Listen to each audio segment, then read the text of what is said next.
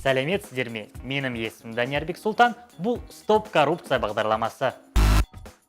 Пара алу, пара беру, қолдампаздық, ағайынға борышылық, өкілеттілікті асыра қолдану, қызмет бабын асыра пайдалану, мүдделер жанжалы. Жемқорлықтың бірнеше көрінісі бар, бірнеше түрі бар. Бұл дертке қоғам әр тобы ұшырайды. Жемқорлық туралы шу шыққан сайын, оның жемқорлық жүйесін тамырын өзіміз сұрап отырмыз. Неліктен әрқайсымыз бұл үшін жауаптымыз? Осы мәселені қарастырайық. Сыбайлас жемқорлықтың әр деңгейі бар. Ол соған қатысқан адамға байланысты. Тұрмыстық жемқорлықтың өз іргетасы бар. Ол төменгі буынғы шенеуніктермен азаматтар тартылады. Корпоративтік жемқорлық. Бұнда бизнес пен ірі шенеуніктердің мүдделері қақтығысады. Саяси сыбайлас жемқорлық биік буын билікті зақымдайды. Мүмкін сіздер саяси сыбайлас жемқорлыққа қатысымыз жоқ деп ойлап отырған боларсыздар. Қателесесіздер. Ол бізден қарапайым азаматтардан басталады. Әр сыбайлас жемқорлық үйреншікті зардабымен қауіпті. Корпоративтік жемқорлық еліміздің байлығын әкетіп, салық төлеуден жалтаруға жол ашып береді. Мұнда шенеуніктер ірі көлеміндегі пара алып, ал корпорациялар үстеме пайда табуға мүмкіндік алып отыр.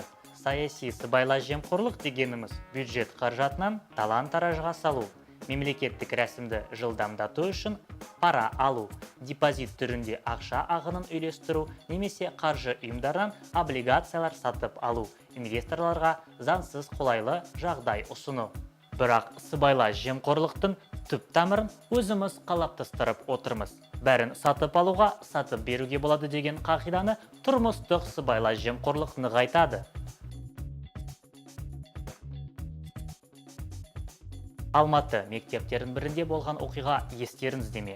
Онда ата-аналар өзінің жемқор өмір салтын қорғаған болатын.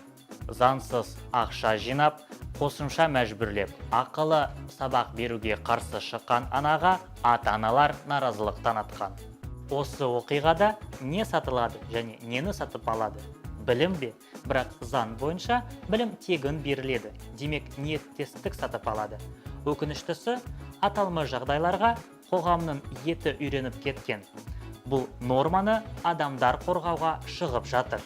Өз деңгейінде жемқорлыққа қатыса отырып, бизнеске келер зардапқа, тіпті мемлекетке келер зияны қарамастан, сен өзгелерге де сондай іспен айналысуға моральдық құқығын беріп отырсың. Transparency Қазақстан зерттеуін қарағанда, азаматтарымыздың 50% пара берудің амалын өздері іздестіреді екен. Бұл қолайлы және солай үйренгенбіз. Ыңғайсыз ғой, жұмыс істейді, көмектеседі. Тіпті жемқор өзінің жемқорлық міндетін атқарғанда ешқандай проблема тумайды екен.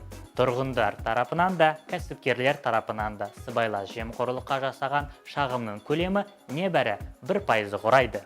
Түсінетін не бар, өзіңіздер де түсініп отырған боларсыздар. Корпоративтік және бизнестегі жемқорлық елімізден қаншама ақшаны әкетіп жатқаны айттық.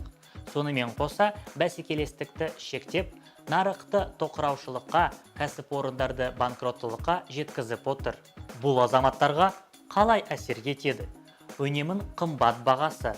Араны ашылған жемқорлардың қарынын тойдыру үшін бәрін төлеуге мәжбүрміз.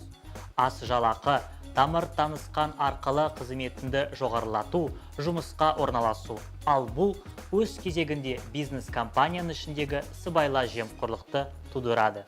Мұндай сыбайлас жемқорлықты қоғам қолдамайды, саяси сыбайлас жемқорлықты кінәлайды. Бюджет қаражаты тиімсіз жұмсалса, бизнестегі өз адамдарға және өзгелерге 200 стандарт болса, шенеуніктердің өмір салты өз жалақылармен қабыспаса, әр қилы жемқорлық, әр түрлі баю көздері, күрестің түрлі әдістері. Тұрмыстық жемқорлық пирамиданың негізі. Бұндағы күресудің негізі тәсілі пара алу мен беруден бас тарту.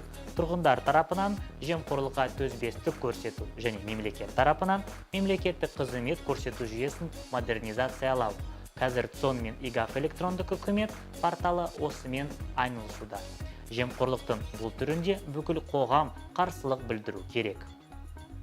Бюджетінің ашық болуы, мемлекеттік сатып алуды бақылау, заңдарды, заң актілері және мемлекеттік бағдарламаларды жемқорлыққа қарсы сараптамадан өткізу. Билік басында жемқорлыққа қарсы әрекет ету үшін сауатты сарапшылар, қоғам белсенділері қажет және тұрғындар олардың іс-әрекетіне қолдау көрсетуді керек. Өз елімізде өзгеріс енгізу тек өзіміздің қолымызда ғана келеді. Мен сыбайлас жемқорлыққа төзе алмаймын. Сіздер де төзбеңіздер. Бәріміз бір ауыздан стоп коррупция дейік.